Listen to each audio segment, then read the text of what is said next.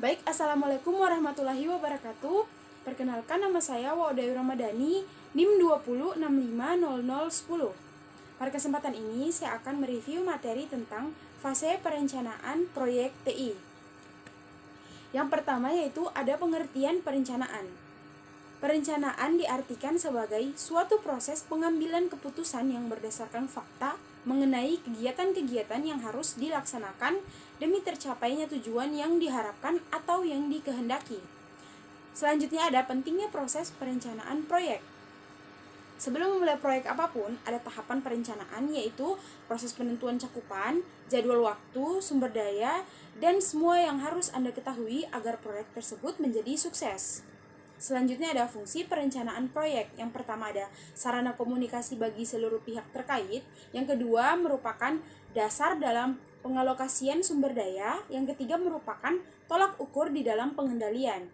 Selanjutnya ada tahap perencanaan proyek. Yang pertama ada penetapan tujuan. Yang kedua ada urutan kerja. Yang ketiga perencanaan organisasi proyek. Yang keempat jadwal kegiatan. Yang kelima rencana anggaran dan sumber daya. Yang keenam ramalan performansi penyelesaian proyek. Selanjutnya fase perencanaan proyek TI yaitu merencanakan proyek, mempersiapkan proyek, dan mendefinisikan rincian proyek. Yang pertama, merencanakan proyek. Ada 4 yaitu perencanaan strategi, mengidentifikasi subsistem pada proyek, penetapan kendala proyek, menetapkan prioritas proyek.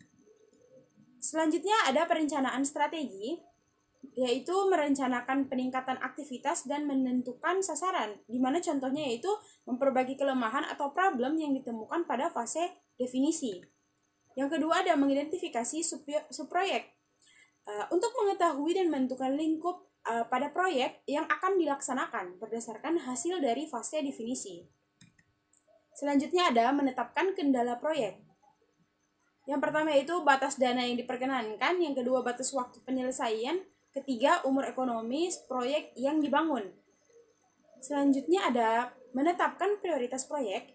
Kriteria rasionalnya itu meningkatkan keuntungan, menghemat biaya, meningkatkan kelangsungan hidup, keterkaitan hubungan dengan subsistem lainnya.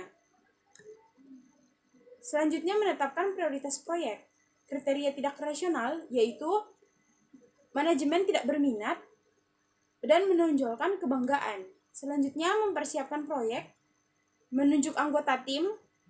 Anggota tim yang dimaksud yaitu konsultan melalui tender atau personil perusahaan sendiri, gabungan konsultan dan personil perusahaan. Menggunakan jasa konsultan memiliki kelebihan dan kelemahan. Yang pertama yaitu kelebihan, waktu menyelesaikannya itu cepat, kualitasnya lebih baik. Kelemahannya biaya lebih tinggi dan rahasia perusahaan itu terbuka. Penggunaan research internal. Kelemahannya itu waktu penyelesaian lambat, hasil kurang berkualitas, tetapi ada kelebihannya yaitu biaya lebih rendah, rahasia perusahaan terjamin. Selanjutnya ada kombinasi menggunakan jasa konsultan dan research internal.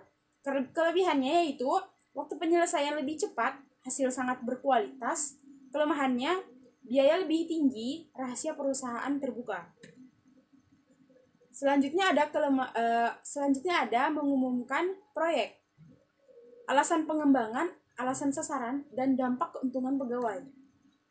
Selanjutnya, mendefinisikan bagian-bagian proyek yang akan dikembangkan. Yang pertama, melakukan studi kelayakan, yaitu memahami lingkup proyek yang akan dibangun. Yang kedua, menentukan kebutuhan proyek yang akan dibangun. Selanjutnya, menilai kelayakan proyek, yaitu kelayakan teknik, kelayakan hukum, kelayakan operasi, kelayakan jadwal, dan ekonomi. Selanjutnya, kelayakan teknik. Yang pertama, hal-hal yang dipertimbangkan yaitu ketersediaan alat dan teknologi di pasar. Kelayakan hukum yaitu prosedur yang digunakan pada sistem dan teknologi jaringan yang digunakan. Selanjutnya, kelayakan operasi yaitu kemampuan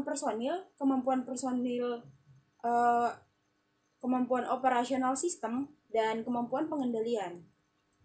Selanjutnya, kelayakan jadwal yaitu memanfaatkan waktu dengan efisien.